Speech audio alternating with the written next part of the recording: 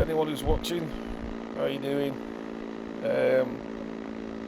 Thought I'd put me a little review up on CRFs. I've had them, this one 3 years now.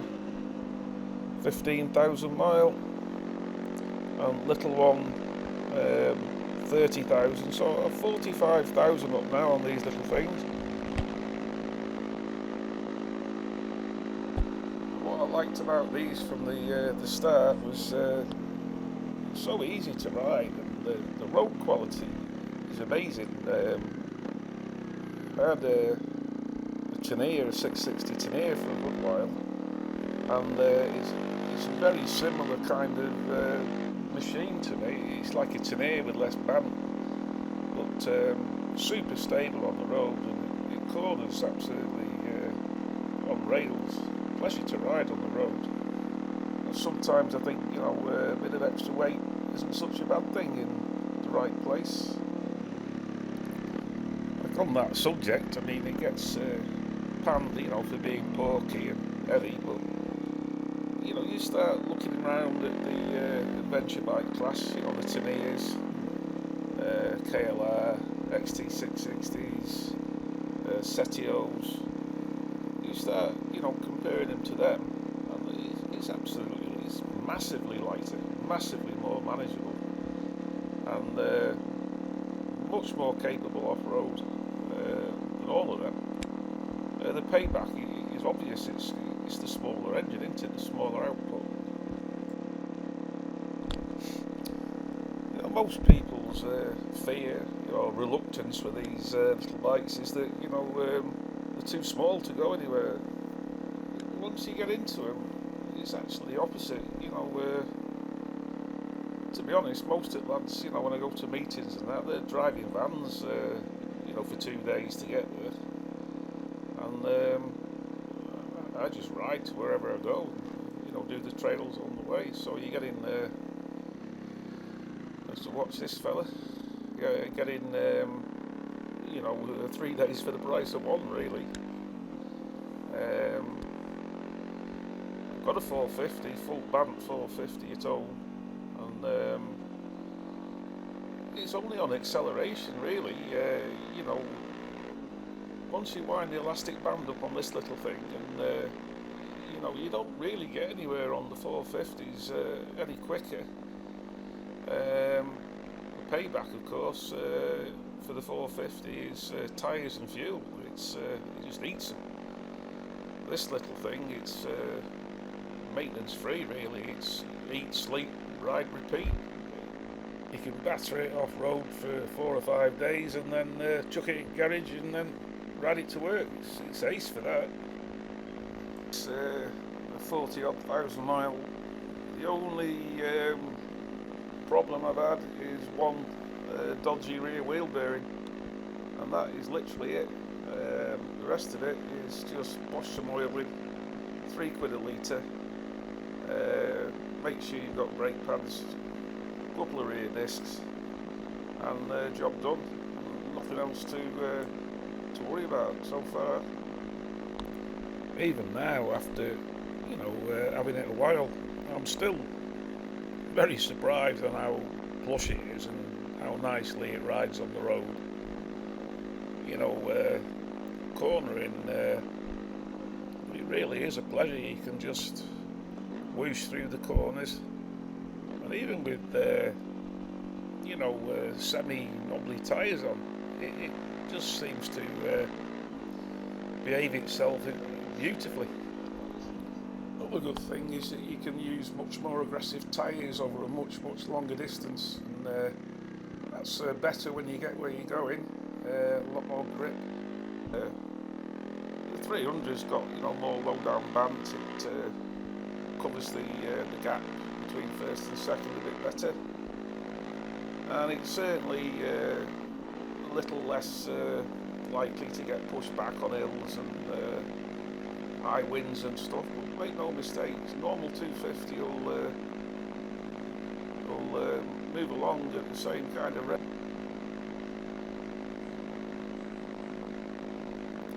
My mate Dave's got one of those Japanese ECUs, CBR 250R1, I've ridden it before and after, and it's quite a big difference. It's definitely worthwhile. When I had the 250 motor in, I had it dynoed. I tried one of them EGKs, and it didn't really work out too well. I didn't really get much of a result from it, but it was worth a try. Accelerations, it's quite modest. It's not standing still, but it's not what it's about. The bike will chug along at the national speed limit between 60 and 70 mile an hour all day. You just don't expect it to accelerate like a bloody fireblade. Nobody chooses to go down the motorway, no matter what size the bike is. But again, these little things are quite surprising. I mean, I ride with Dave on 250 back to back, and under normal circumstances, normal going, 70 mile an hour, isn't a problem. It'll do it all the time. From Devon a while back, from Portsmouth, and about 250 miles of motorway and 30 odd mile of B roads, and landed home at the 68 mile an hour average. Said before, I mean, people get concerned about the tone of the engine. It's revving about 7,000, 7,500 revs depending, and just put your earplugs in, put your music on, and let it rev. You do it all day, it doesn't bother. When you get used to it, after 40 odd thousand miles, you realise that it's just how it works. Don't worry about it. Just let it do its thing. It'll rev out to about 83, 84 mile an hour. This little bike, it's about as aerodynamic as a brick with me on it. I'm a big unit, full luggage, barn door screen on. But screen does a good job. You can slide it down for off-road. You can actually take it off if you think you need to, and it makes these little stints very, very comfortable. Got a much better seat on, nice protection. 300 engine resists headwinds and upslopes better. But both bikes in general, under normal circumstances, will bob along in the high 60s, 300 a little bit more, but there's no big fear of going on the motorway for me. I'm dead happy at 70. Front tyres only rated to 83 mile an hour. It's always about speed, isn't it? But you let this tick over in first gear and it's doing under 2 mile an hour, and it's almost unstallable. So there's the other end of the engine that sometimes people don't appreciate so much. It's such a small part of what you do. You don't plan to go on.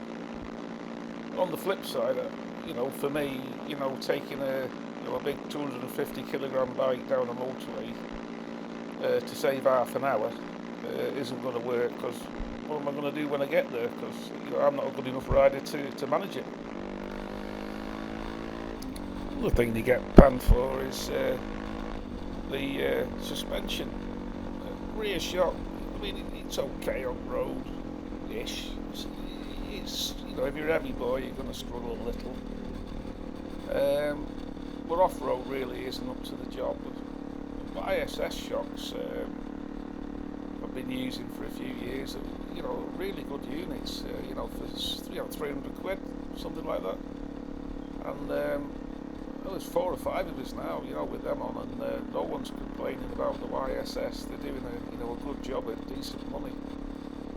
In fairness, the front forks on these aren't that bad at all. They're pretty plush, a bit on the soft side, but there's no reason you know, you can't get about just fine on the front forks. They look better job than people give them credit for.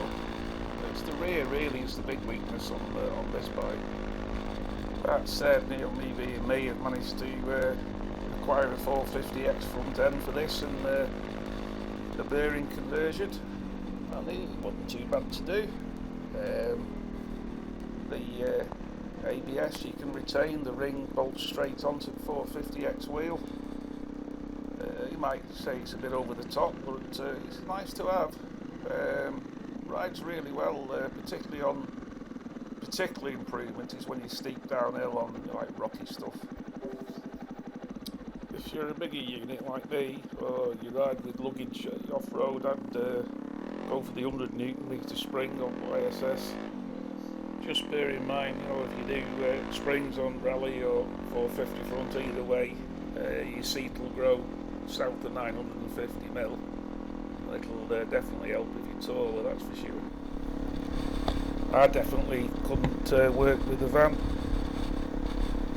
We've got the National Lunatic signs ahead.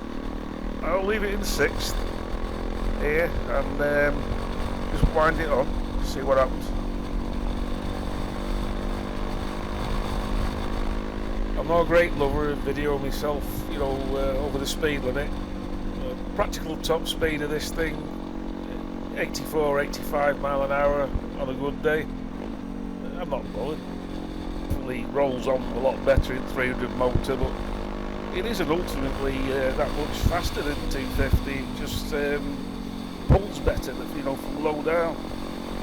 You hear the engine and you know, it's so busy, but you get used to it. And it does it all day. It just doesn't bother. It does it all day. It's not going over 7, and it's happy as Larry. Got 15 front sprocket on this. Generally, it's 5k for 50, 6k for 60, 7k for 70. You can gear it, you go as low as 1538, but it gets a bit, it argues a bit off-road and it gets steep. Can get a bit stally with a 38 on 1540, and your first gear is generally indestructible. It never stalls. I've tried it with a 14 front on locally, and I tell you what, it clicks its heels with the 14 on, you know, doesn't hang about. I haven't got anything really that technical to worry about.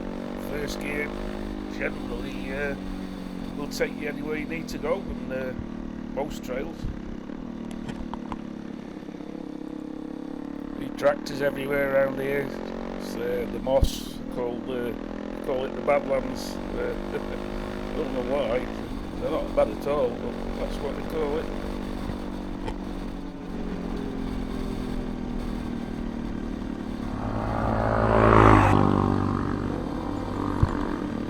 You'll probably see the speedo's out by quite a bit. And then you put a 38 rear on, it's madly out.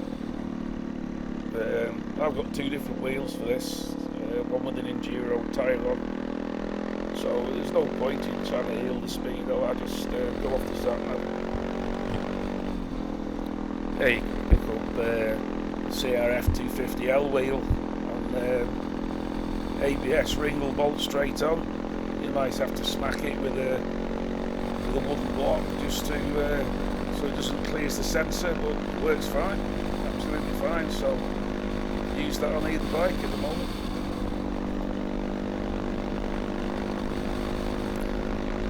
I've never found ABS to be a big problem.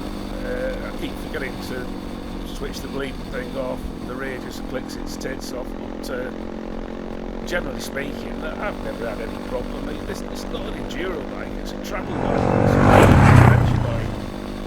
It spends a lot of time on road, and you know, when it's dark and the roads are shiny and you're tired, you know, yeah, I'll have it, yeah, I'm not bother me. Not bothering me at all.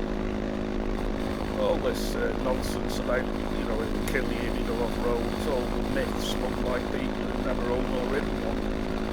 As I say, there's plenty of lads out there using them off-road in all sorts of conditions, and they never get mentioned. It's down and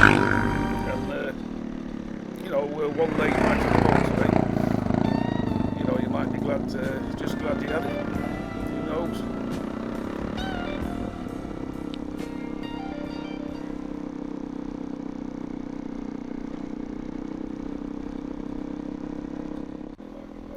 I managed to track down a 320mm front stopper for 450 front, and a brakes are ace now. One finger jobs, put you over the handlebars if you wanted to, but it worked out well.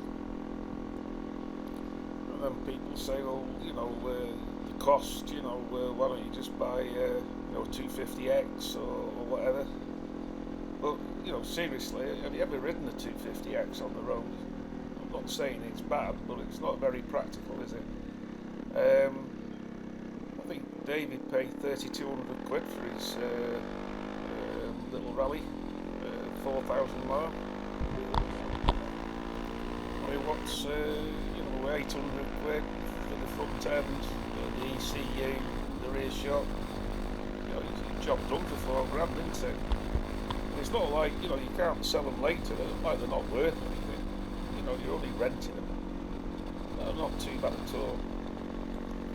Engine swap on mine was 700 quid, another 50 quid in bits and pieces. That's all in. And again, you look on eBay now, decent second-hand rally engine is fetching £1,000. So you get the front end and the engine put in near enough for nothing. If your box is clever, you can make some money. It's not too bad at all. But the new top spec GS being £19,000 puts it in perspective. Sounds to be going solid 75, just riding like this. It's 150 mile, and you start to to think about leaking for petrol. We're out trail riding a couple of weeks ago. I went 9 hours all day, and it took £10 and a penny. You do notice it. It's you do notice it when you get to the petrol station. It's good. I mean, I do fully appreciate what a good rider can do on a an enduro bike. But I'm not a good rider, and I'm not doing enduros. I'm just travelling on the road and then doing a few trails. There's very few UK trails I wouldn't have a go at or haven't already done. It's a little bit underestimated in that respect, but it's not meant to be, a trail bike. I think it's a genuine shout at being a decent dual sport. There's a lot to be said about riding a slow bike fast, that old saying, but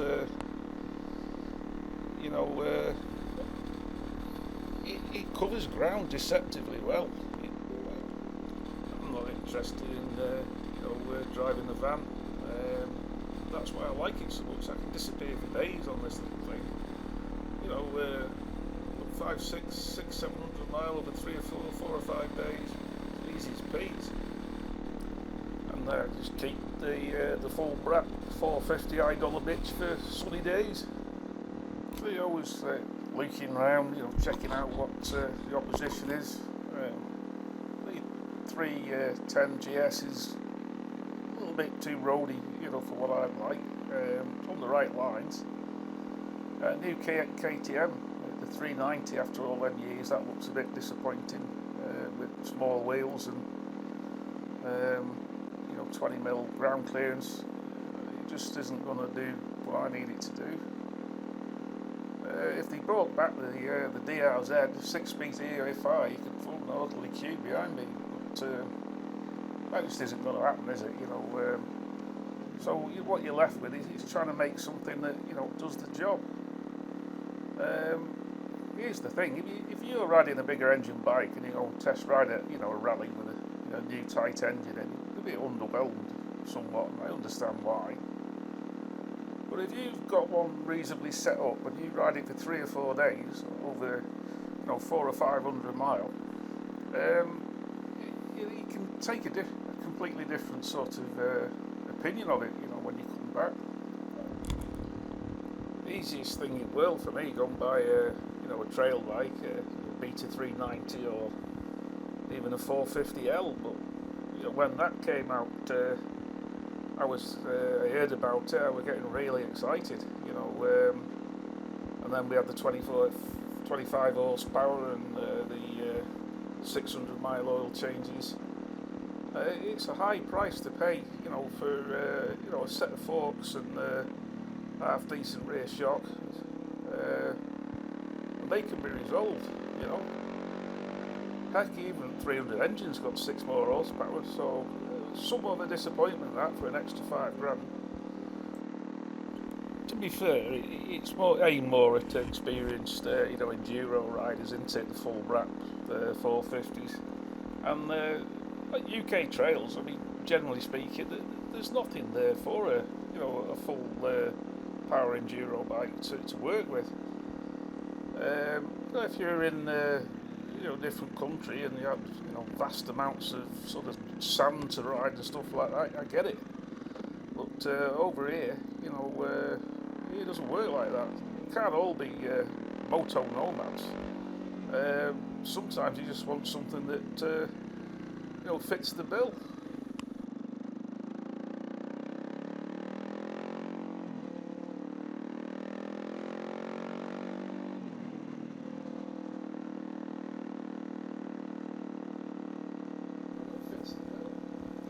I've done numerous, multi-day trips in UK. I've shipped these out to Albania, Bulgaria for 14, 15 days, riding quite remotely.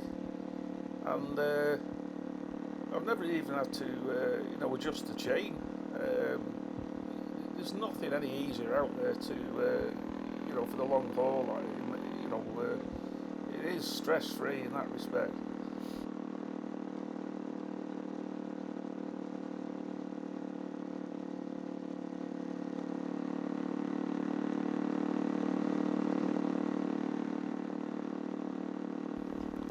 Best way to sum it up, anyone who's ridden, a Tania or XT660, KLR, Setio, those kind of bikes. Particularly the Tania, it's like a mini Tania, except 60 kilograms lighter. And me personally, I can go a lot further on it, off-road than I ever could on a Tania. The payback is obvious, the smaller engine. But I tell you now, I don't miss it. And I know I've got 1 or 2 mates who feel the same. They don't miss the extra road engine because the payback is that it's more manageable when you get where you're going. Anyway, that's enough waffle off me. Hope you all keep well, and we'll see you on the trails. Ta-ra!